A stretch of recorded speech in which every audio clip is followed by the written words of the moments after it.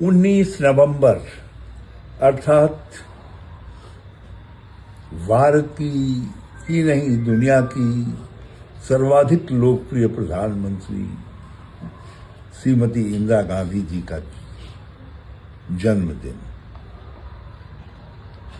मैं गंगा घाट पर मैं किसान घाट, जिसको चौधरी चरण सिंह जी के नाम पर किया गया है, गंगा के किनारे हरिद्वार में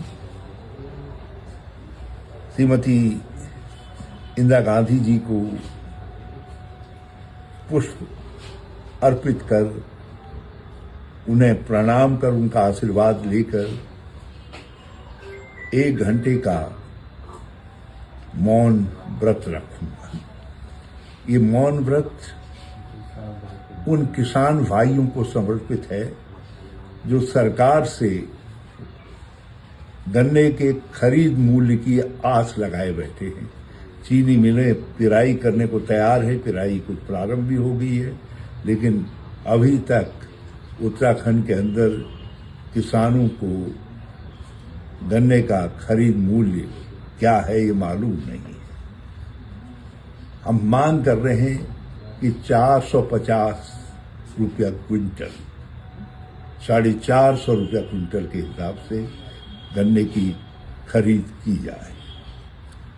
हमारी मांग है, हमारी इच्छा है कि जो किसानों का बकाया है, विशेष तौर पर इकबालपुर चीनी मिल का जो बकाया है, उस बकाये के भुगतान की जिम्मेदारी राज्य सरकार ले और किस्तों में ही सही किसानों को का जो बकाया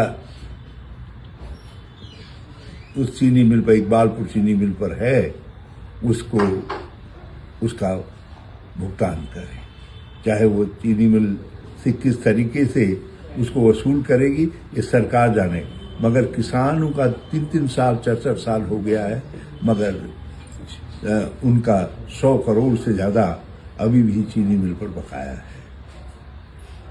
किसान अपना धान लेकर के खरीद केंद्र पर जा रहा है, सरकारी खरीद केंद्र पर, और वहां उसका धान खरीदा नहीं जा रहा है, उसमें कोई बहाने बना दिए जा रहे हैं।